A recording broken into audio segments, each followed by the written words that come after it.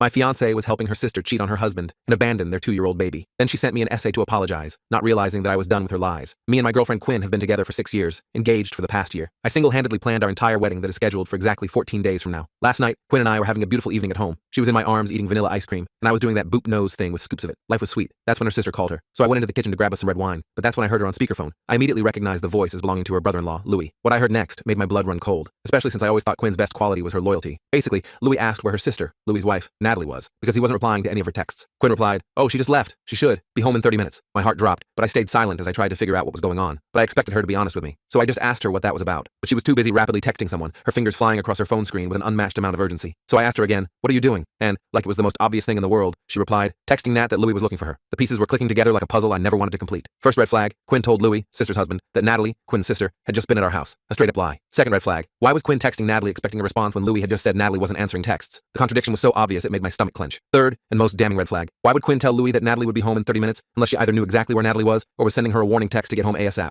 So if you haven't figured it out by now, basically Quinn was covering for Natalie and lying to Louis about her sister's whereabouts. My mind raced with scenarios. Maybe Natalie was planning a surprise for Louis, maybe she was secretly shopping for a gift, maybe, but I needed to know for sure. So at around 1 a.m., I got up to use the bathroom, the mattress creaking as I slipped out from under the covers. Quinn was sleeping soundly, her breathing deep and even. I couldn't resist checking her phone. We've always known each other's PINs, so accessing it wasn't difficult. I unlocked it. I wished it was just cheating. But no, Quinn's sister Natalie has been having an affair for about 6 months with a coworker, and Quinn has been helping her cover it up almost the entire time. There were hundreds of texts between them discussing the affair, the coworker, explicit details, embarrassing comments about Louis. It made me physically ill. But alongside this was my wife in detail explaining how to manipulate him, like a literal step-by-step guide. And the worst part? She said it was the same guide she used on me when we started dating. I'm completely, utterly screwed. I can't marry Quinn. Forget about me. There's zero reasonable explanation she could offer for helping her sister cheat on Louis, and by extension, abandon their 2-year-old daughter. The betrayal isn't just of me or Louis, but of that innocent child whose family is being torn apart with Quinn's active assistance. But on the other hand, our families have invested an enormous amount of money into this wedding, and we're not getting any of that back at this point. Plus, I feel like a complete idiot. The woman I thought I knew would never participate in something so cruel and deceptive. And yet, I still have feelings for her. She's beautiful, fun, and kind. She's never wronged me personally, but I can't look at her the same way now. I'm dreading what I know I need to do next.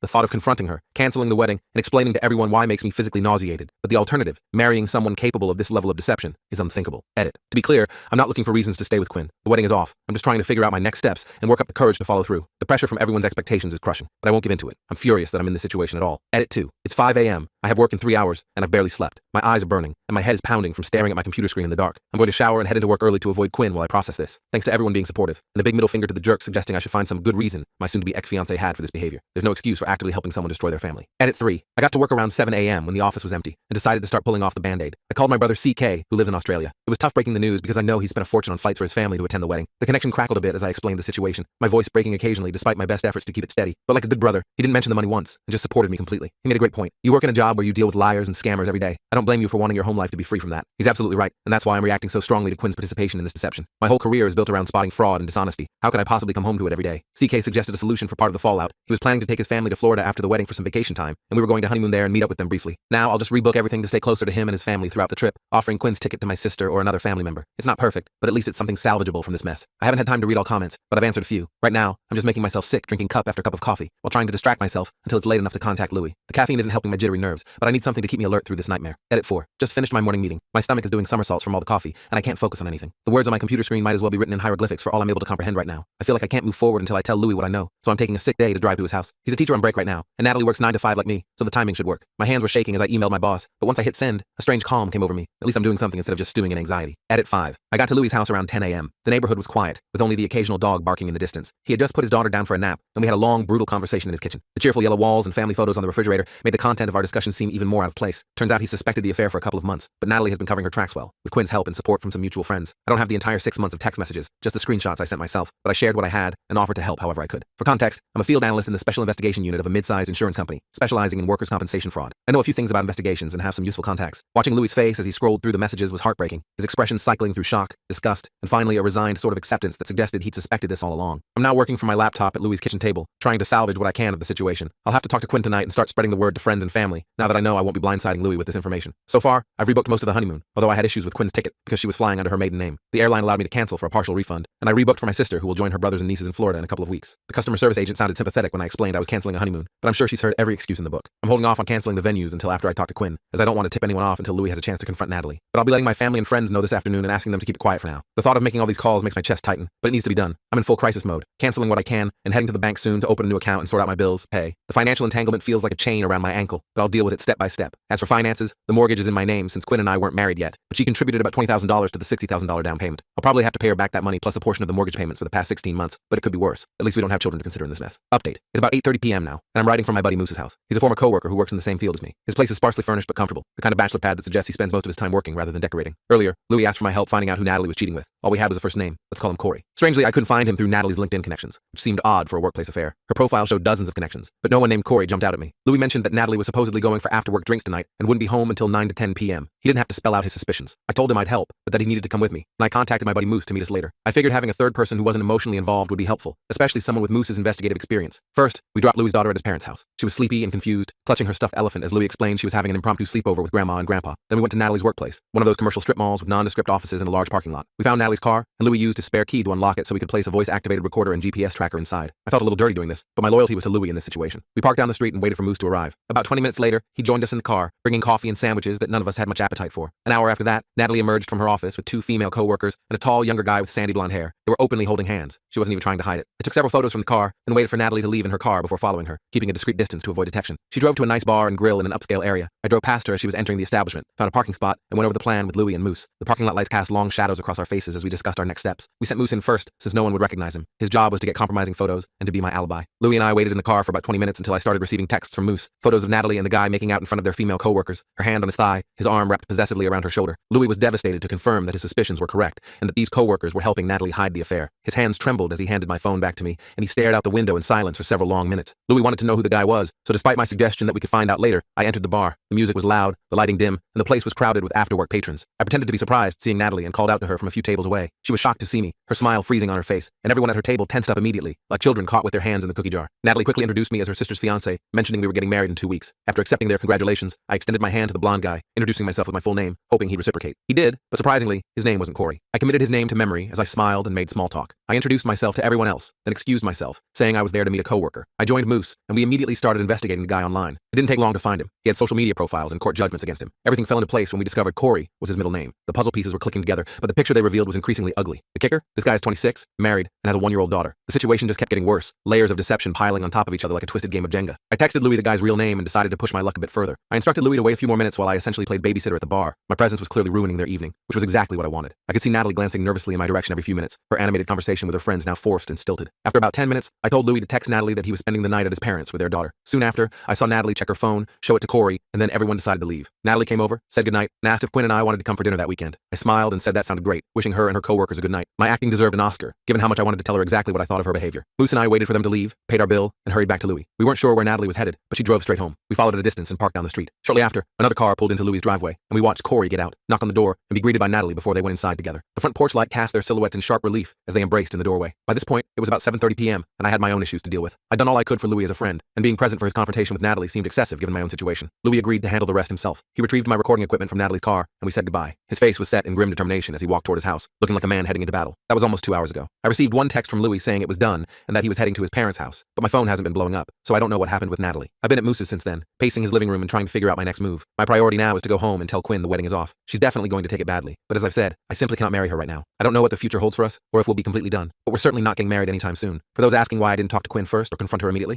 are you serious? She cold-bloodedly lied to her brother-in-law of 10 years, someone she supposedly thinks is a great husband and father. Maybe you're naive enough to think someone who can lie that effortlessly to someone they care about would suddenly tell me the truth, but I'm not. Until that moment, I'd never had reason to doubt Quinn or not trust her, but she demonstrated her untrustworthiness right in front of me. I'm supposed to let that slide or expect her to be honest with me? You clearly don't know what it's like to have your entire perception of someone shift in an instant. It's disorienting and panic-inducing, like the ground beneath your feet suddenly turning to quicksand. I'm actually proud that I kept my head and followed my instincts instead of confronting her immediately. It would have been ridiculously easy for her to lie and delete those text messages. If she had, I would never have seen the horrible things she wrote, never realized how duplicitous she can be, and never known how little I actually understood about who she is. I'm heading home to talk to Quinn now. I'll update later with the final verdict, but don't expect a happy ending. The butterflies in my stomach have turned to lead weights, and my throat feels tight with dread, but this conversation can't wait any longer. Here's another update for you all. So much has happened, most of it pretty terrible if I'm honest. I left Moose's house late that night. Quinn already knew I was out discussing business with him, though she had no idea the business was actually her sister's affair. It was getting late, mostly because I was trying to work up the courage to go home and face her. After several pep talks from Moose, including a shot of whiskey that burned all the way down but did little to calm my nerves, I finally texted Quinn that I was on my way and left. When I walked walked into our house, I was completely blindsided to find Natalie crying on our couch with Quinn comforting her. I hadn't seen Natalie's car in the driveway, so this was the last thing I expected. I froze for a moment, almost turned around and left. This would make an already bad situation infinitely worse. Still, I had a timeline I wanted to stick to.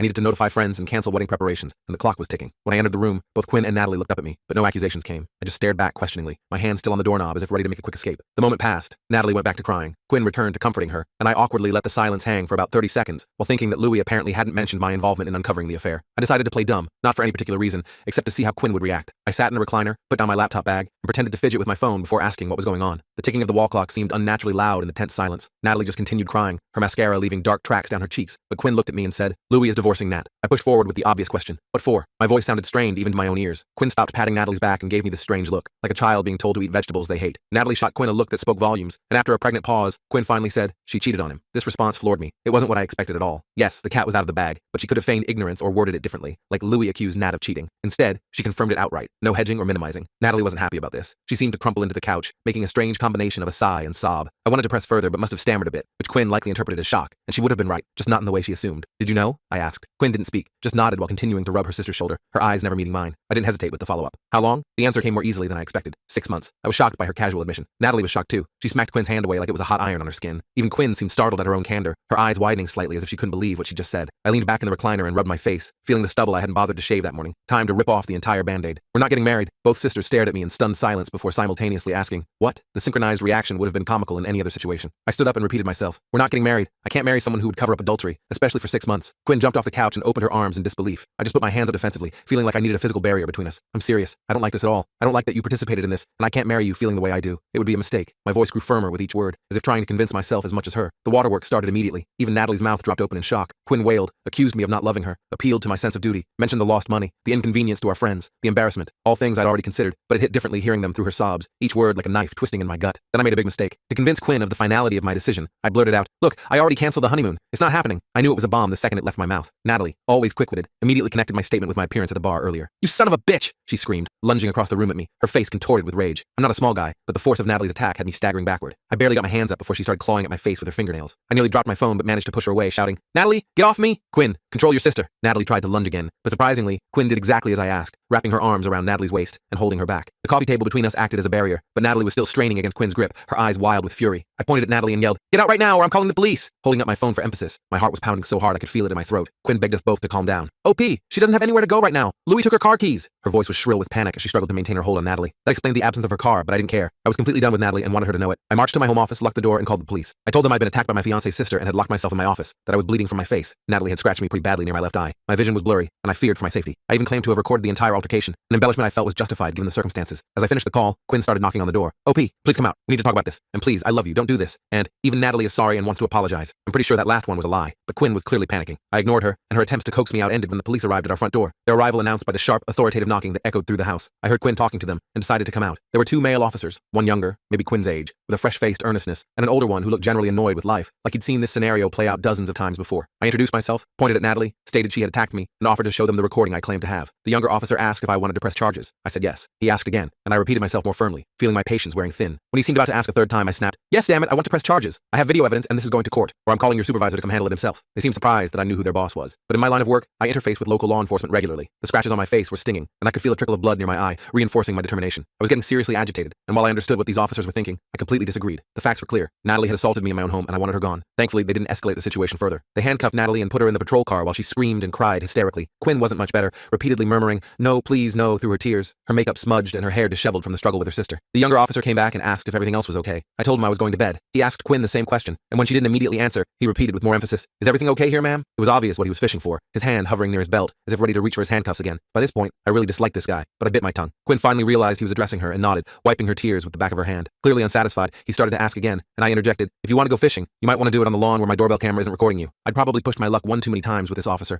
and I was about 30 seconds from being handcuffed myself when his older partner pulled him away. The older man, probably in his late 50s, with salt and pepper hair and deep crow's feet around his eyes, likely didn't want to process 2 arrests at the beginning of his shift, especially when one would clearly be more trouble than it was worth. They left, taking Natalie with them, and hopefully out of my life forever. At this point, I considered whether to stay or go elsewhere. With my parents living a couple of hours away, and my finances about to take a serious hit, I decided to sleep in our guest room instead. The thought of driving in my emotional state was also unappealing. Quinn made futile attempts to get me to talk or to join her in our bed, but I told her we'd talk tomorrow, and that I was exhausted. Thankfully, she left me alone, and I slept harder than I had in years, the emotional toll of the day finally catching up with me. The next day was the weirdest day of my life. I woke up around 11 a.m. Quinn was still home and had cleaned the house house from top to bottom. The floors sparkled, the toilets shined. I could practically lick the bathroom linoleum and taste mint. The scent of cleaning products hung in the air, almost overwhelming in its intensity. She was hovering at a distance, looking like she wanted to say something but unsure how to start, her eyes red-rimmed from crying. I understood her uncertainty. Was I just upset the night before? Did I mean what I said about canceling the wedding? Was I truly angry? I took a deep breath and told her we needed to finish our conversation. She tried to sit next to me on the couch, and although I considered rebuffing her, I didn't. We weren't getting married, but I didn't hate her. I was disappointed and disgusted by what I'd read in her texts with Natalie, but we were both hurting, and I didn't want to make things worse or complicate our lives any further. It took considerable convincing for Quinn to truly believe the wedding was off. She was not handling it well. That's an understatement. She was a complete wreck, hyperventilating at times. I was holding it together better, but I'd had longer to process everything, and the initial shock had worn off somewhat. Finally, she asked the serious question. What about us? Her voice was small, almost childlike in its vulnerability. I know I'll get hate from people who think any relationship transgression warrants a nuclear response. And yes, calling off the wedding was already like dropping a bomb on our 6-year partnership. But truthfully, I didn't have an answer for Quinn in that moment. I just didn't know, and I told her so, watching her face fall further with each word. I explained that reading those text messages showed me a side of her I never knew existed, and I wasn't certain about her or our relationship anymore. I couldn't understand why she would join Natalie in putting down Louis, encouraging her cheating, and disregarding their daughter's well-being. The messages had revealed a callousness that seemed completely at odds with the woman I thought I knew. Quinn just kept repeating, I know, it was wrong, I know, like a mantra that might somehow erase what had happened if she said it enough times. When I asked for an explanation, she couldn't provide one beyond saying she got carried away and felt she had to choose her sister. I told her a good sister keeps you on the right path, rather than giving you a free pass to be terrible. She agreed, and promised to do better, explaining that Natalie had always been the boss when they were children, and she was always the follower, too afraid to stand up to her sister's strong personality. I understood this dynamic. I have an older sibling too. Though I'm more independent, my brother has lived across the world for 18 years, only visiting occasionally during holidays. Perhaps I had an advantage over Quinn, because my older brother is a decent person, while Natalie is trash. Still, this explanation, while making some sense, felt too convenient, too simple to explain away behavior that had shocked me to my core. Then came the second major shock of my life in 48 hours. Quinn suddenly burst out, It's not fair! It's not fair! Her voice rising to a pitch I'd never heard from her before, her hands balled into fists at her sides. What's not fair? I asked, genuinely confused by the sudden outburst. You were sexting that bimbo wife Nala girl on Instagram last year and I got over it. I was so hurt, but I moved past it. Why can't you get over this? Why? Tears streamed down her face as she hurled these accusations at me. What? Who the hell is bimbo wife Nala? I had absolutely no idea what she was talking about. I asked if she was high or having a psychotic break. I know, but I genuinely haven't been sexting anyone, especially not some Instagram model with a ridiculous name that sounded more like a cartoon character than a real person. I protested loudly while Quinn yelled through tears, claiming she saw the messages last year and decided not to confront me because I had stopped. Apparently, she'd been checking my social media accounts from my home computer when I was at work, which should have been incredibly boring since I only have family and a few work friends on there, and I rarely post anything. I offered to let her log into all my accounts and check for herself, but she just called me a liar, a pervert, and worse. She started throwing things at me. First a decorative pillow, then a TV remote that narrowly missed my head and cracked against the wall. When things got out of hand, I warned her that if she threw one more item, I'd have her removed from the house, just like her sister. She swore at me and stomped off to the master bedroom, slamming the door with enough force to rattle the pictures on the walls. By this point, I was utterly confused. I went to my office, started my computer, and typed bimbo wife Nala into Google. Sure enough, there was an Instagram, Twitter, Reddit, and an OnlyFans account under that name. I clicked on the Instagram link and found an extremely busty woman who was clearly pushing the limits of science and technology. And guess where she was from? Australia. Remember all those nice things I said about my brother CK? Well, he stayed with us last Christmas, flying in from Australia. I had told him, sure, go ahead and use my office computer if you have jet lag. Apparently, after his wife and kids went to sleep, he was logging into social media or OnlyFans and sexting with this woman. The pieces clicked into place with sickening clarity. I wanted to call CK immediately to confirm my suspicions and give him an earful, but it was 2 to 3 a.m. in Australia, so it would have to wait. I was just crawling the walls trying to process everything. I felt completely let down by everyone. My fiance, her sister, and now even my own brother, whom I'd always looked up to. It was like the foundations of my life were crumbling beneath me. For a brief moment, I tried to connect Quinn's discovery of CK's activities with her behavior regarding Natalie's affair, but the dots didn't quite connect. Maybe she's more tolerant or forgiving than I am, which is why she didn't confront me when she saw this. If she had, I could have explained the truth and shared my stance on these matters, which might have positively influenced her later actions. Or maybe it wouldn't have mattered. I just don't know. The whole situation felt like a tangled web of deceit with no clear path forward. This post has become a novel, and I've spent most of the morning writing it when I should be working. I feel better getting it off my chest,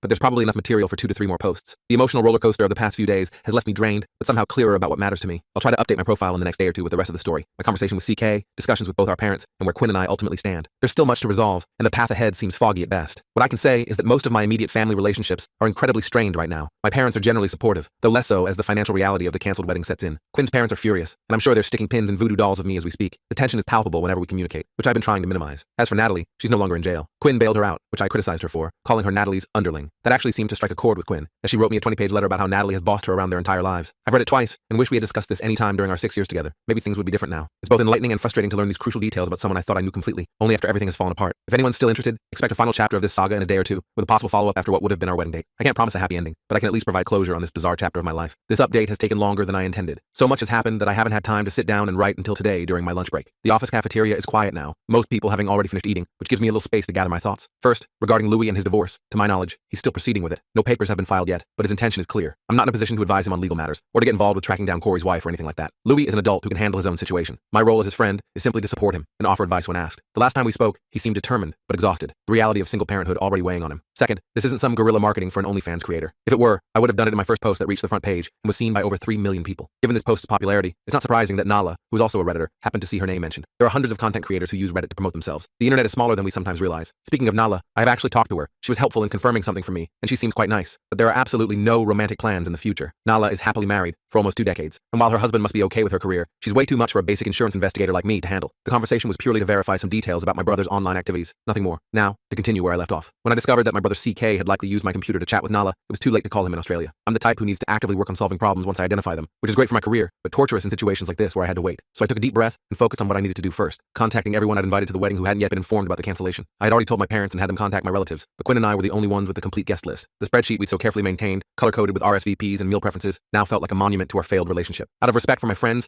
I decided to call rather than text, which may have been a mistake since each call turned into a lengthy explanation of why I was canceling. I could have given some vague excuse, but I wanted people to know I wasn't being frivolous or just getting cold feet. I felt I owed them the truth out of respect for their willingness to support Quinn and me as a couple. Each call left me more emotionally drained than the last, having to relive the betrayal each time I explained it. Because of this, it wasn't until late evening that I finished contacting everyone, which meant it was now morning in Australia. I took a break to make a sandwich and noticed Quinn wasn't home. I had no idea when she left, the house eerily quiet without her presence. As I ate, I thought about how to handle the situation with CK. Despite the age gap, we've always been close. He was like a third parent to me growing up, generous with his time, playing with his little brother when most teenagers would have avoided it, and always seeming mature and wise to me. I respected him enormously, looking to him for guidance in many aspects of my life. The idea that he had been sexting another woman while his wife and kids slept, using my computer in my house, was something I was still processing. I needed to talk to him about it, but given the state of my relationship with Quinn, I wasn't sure if clearing my name was even worthwhile anymore. Was there anything left to salvage? The Quinn I thought I knew seemed to be fading with each new revelation. Still, I needed to confront him, at minimum to get him to stop this behavior. Whether I would tell his wife depended on what he told me, and if I believed him. The last thing I wanted was to destroy another relationship, especially one with children involved, but I couldn't ignore what I discovered. After finishing my meal, I video called CK on Facebook. He works remotely in IT and is usually available during his daytime hours. He answered almost immediately, his familiar face appearing on my screen, looking relaxed and casual in a t-shirt I'd given him years ago. After exchanging pleasantries, I dove right in and asked if he'd been using my computer to sext women online during his visit. CK's face froze, and he leaned out of frame, obviously closing his office door with a soft click that was audible even through the connection. "Yeah, I did. Why?" he replied, his expression a mixture of embarrassment and defiance. I swore under my breath and explained how Quinn had thought his flirting was me since he used my computer. I told him I wasn't happy to take the fall for him, and asked point blank if his wife Temp knew about this. My heart was pounding as I waited for his response, dreading whatever was coming next. He stumbled over his words before sheepishly admitting that no, Temp didn't know, and he'd prefer to keep it that way. He explained that their relationship had been rough since their youngest was born 4 years ago, especially in the bedroom. CK had always been private about intimate details with me, but this time he opened up completely, perhaps sensing that my own relationship crisis had created a rare moment of vulnerability between us. Things had been bad, he said. He was tired of being rejected. Temp was always exhausted no matter how much he helped around the house. Eventually, this led to performance anxiety during the rare occasions when Temp felt up for intimacy, and things spiraled from there, creating a negative feedback loop that seemed impossible to break. There's no amount of socks picked up, laundry folded, dishes washed, or time spent with the kids that would get me laid, he said, adding air quotes around working when describing how he spent evenings in his office. This work had turned into a serious OnlyFans addiction, which, given his privacy, quickly got out of control. The shame was evident in his voice as he confessed, his eyes unable to meet mine through the screen. When I asked if he was still doing it, he swore he wasn't. He seemed sincere, but something felt off, maybe because of all the recent deception I'd encountered. I was doubting my own brother, who had been a stand-up guy our entire lives together. I hated being in this position, feeling like I couldn't trust anyone anymore. The situation was complex. If I wanted to clear my name with Quinn, I needed CK to admit it was him all along. But if he did, there was no guarantee Quinn wouldn't spitefully tell Temp. While I thought Temp should know, I wasn't sure if I was comfortable potentially destroying my brother's marriage over something in a moral gray area, especially when he claimed he'd stopped. The potential collateral damage to my nieces was also weighing heavily on my mind. I urged him to tell Temp and get into marriage counseling. He said they'd been going for 6 months, and while it was helpful, what really made a difference was getting a prescription for generic Viagra. I actually did a spit take at that, spraying water all over my screen and temporarily shorting out my microphone. He explained that they now made sure to have intimate time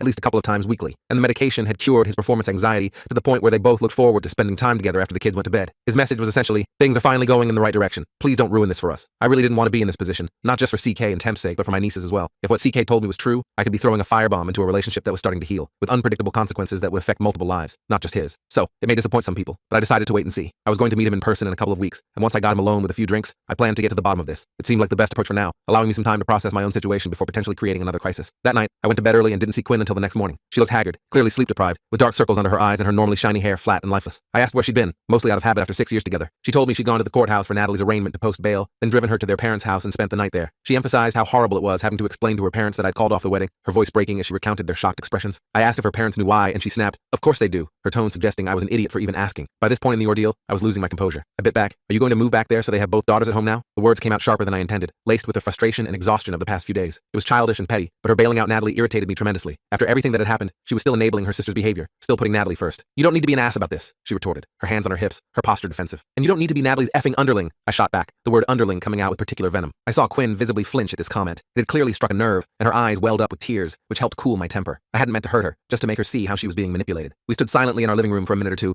until Quinn finally spoke. Our parents are coming over at 3. Her voice was quiet but firm, brooking no argument. I nearly facepalmed at this news. I started to object to her not consulting me first, but realized that was just my ego talking. After all, I did need to meet with them to work out the details of the wedding cancellation and deposits, and I owed them a face-to-face explanation. So fine, let's get it over with. I tried to stay busy, but there's not much to do on a Sunday except wait anxiously for what I knew would be an uncomfortable meeting. At 3 p.m., both sets of parents arrived, and we all sat at the large kitchen table Quinn had bought a month after we closed on the house. A second-hand, solid oak beauty from Facebook Marketplace that seated 8. She'd always wanted to host big family dinners, just not like this, with tension so thick you could cut it with a knife. The next 3 hours were grueling. No one was happy, nor should they have been. The best support came from my parents, but even that was tempered with a, well, it's his decision to make attitude, which basically meant, we think this is crazy too, but we're still backing him. Honestly, that was fine. I didn't need my parents to suffer by association for the wedding cancellation. I was prepared to own it completely. Eventually, we worked out a reasonable arrangement regarding the wedding. We would try to recover whatever money possible, split it according to how it was contributed, and communally absorb the losses. However, when it came to the house, Quinn vehemently objected to my suggestion of repaying her or her parents for the down payment. She had no intention of moving out, her knuckles white as she gripped the edge of the table, insisting this was her home too. Quinn and I hadn't really discussed our living situation in detail, so my bringing up the house equity seemed to shock her. It implied I expected her to leave our home. She was furious, and I don't blame her. I should have settled our relationship status before trying to negotiate a payment plan with her parents. My approach revealed to everyone how I felt about our relationship, and while our parents may have expected it or understood, Quinn was beside herself. She absolutely refused to accept us breaking up over this, and made it crystal clear. I am not moving out of my house, and we are not breaking up. Her voice rose with each word, her face flushed with emotion. That's how Sunday night ended. After our parents left, Quinn and I tried to talk more, but we kept going in circles. I had to resist my natural inclination to push until we reached a resolution. Truthfully, I was exhausted, and just wanted to turn off my brain. Believe it or not, we ended up sitting silently on the couch, watching a movie until bedtime, neither of us really following the plot, both lost in our own thoughts. We parted with a vague, we'll talk more tomorrow, and went to our separate rooms, the distance between us feeling like miles, rather than just a wall. On Monday morning, I found a long handwritten letter from Quinn slipped under my door. I glanced at the first few pages and decided to deal with it later, then went to work. Quinn was still in bed when I left. She must have been up late writing. I could see the light from the crack beneath her door as I passed,